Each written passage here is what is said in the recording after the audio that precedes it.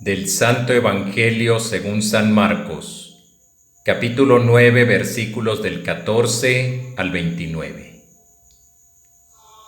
En aquel tiempo, cuando Jesús bajó del monte y llegó al sitio donde estaban sus discípulos, vio que mucha gente los rodeaba y que algunos escribas discutían con ellos.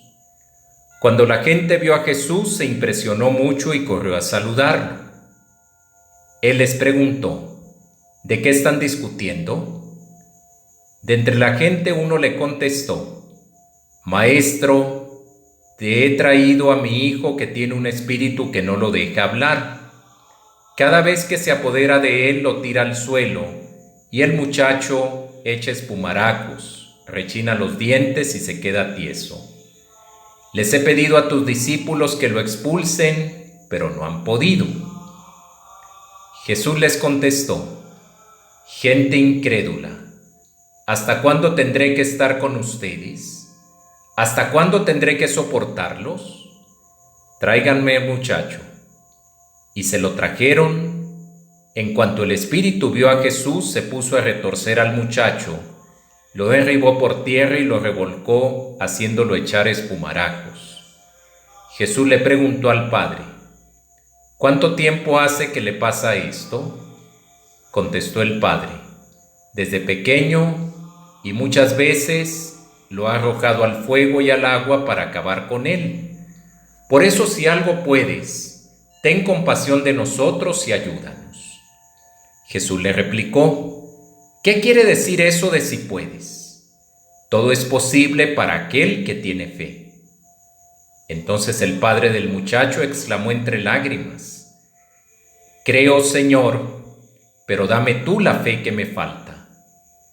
Jesús, al ver que la gente acudía corriendo, reprendió al espíritu inmundo diciéndole: espíritu mudo y sordo, yo te lo mando, sal de él y no vuelvas a entrar en él.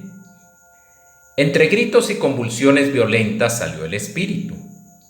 El muchacho se quedó como muerto, de modo que la mayoría decía que estaba muerto. Pero Jesús lo tomó de la mano, lo levantó y el muchacho se puso de pie. Al entrar en una casa con sus discípulos, estos le preguntaron a Jesús en privado: ¿por qué nosotros no pudimos expulsarlo? Él le respondió: esta clase de demonios no sale sino a fuerza de oración y de ayuno. Palabra del Señor. En este Evangelio que acabamos de escuchar, que nos narra la curación de un niño epiléptico y sordomudo, aparece una manifestación pública del poder de Jesús sobre la enfermedad y el demonio. Y aparece también una invitación a la fe en Cristo y a la oración. Como hilo conductor de esta narración, el evangelista Marcos relaciona la fe suplicante del padre del muchacho con la falta de fe y oración de los discípulos de Jesús que no pudieron curar al enfermo. Fe y oración aparecen aquí en estrecha unidad.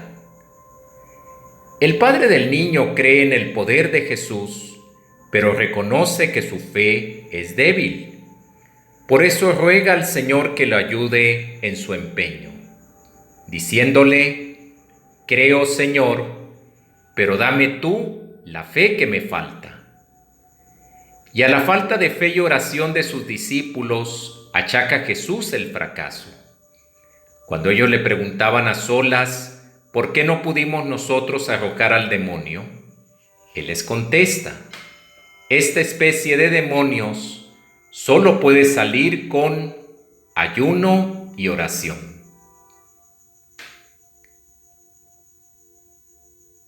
La oración cristiana es fe madura en diálogo con Dios. Sin la fe, perdería la oración su sentido al carecer de referencia a un tú interlocutor. dejaría de ser diálogo con Dios para convertirse en monólogo estéril. Pero no es así. La oración es el diálogo real de una fe en ejercicio, porque orar es hacer la experiencia gratuita y no utilitaria de Dios, tal como lo expresa el Padre Nuestro que Cristo nos enseñó. Por eso, el modelo supremo de toda oración cristiana es Jesús mismo, el primer adorador del Padre en espíritu y en verdad. Un modelo inalcanzable para nosotros en el nivel personal de su diálogo con Dios, pero ese modelo orienta nuestra aproximación al Todopoderoso. La mejor base para una buena oración es una fe madura que no entiende la oración como búsqueda egoísta de favores de Dios, ni menos todavía intenta comprarlos con espíritu mercantil a base de buenas obras y de prácticas religiosas. En tal caso, estaríamos en el estadio de una fe degradada o falsa fe que toma el relevo a la burda magia de una mera religiosidad natural. Si hoy día existe crisis de oración entre los creyentes y entre nuestra propia vida, es porque hay quiebra en la fe tanto a nivel personal como comunitario. Necesitamos desesperadamente la oración, como la tierra seca y agrietada necesita el agua que la vivifique, porque la plegaria hace germinar la fe adormecida. Mantenerse en pie como discípulos de Jesús hoy día, a pesar de la increencia declarada, la injusticia, el desamor y los ídolos de muerte que quieren avasallarnos, es cuestión de fe, oración y contacto con el Dios que da vida. Ahondar en las raíces de nuestra identidad cristiana mediante un continuo encuentro en profundidad con el Dios y Padre de nuestro Señor Jesucristo es fruto de la oración que el Espíritu alienta en el hondón de nuestra alma. Hermanos y hermanas, necesitamos hoy creer firmemente. Por eso hemos de pedir a Dios una fe cada vez mayor, pues la fe es don suyo. Con el Padre del Niño, repitamos frecuentemente como una jaculatoria breve: creo, Señor, pero dame tú la fe que me falta. Confiemos en esa palabra que dice Jesús: todo es posible para aquel que tiene fe, porque para Dios no hay nada imposible. Lo que es imposible para los hombres es posible para Dios.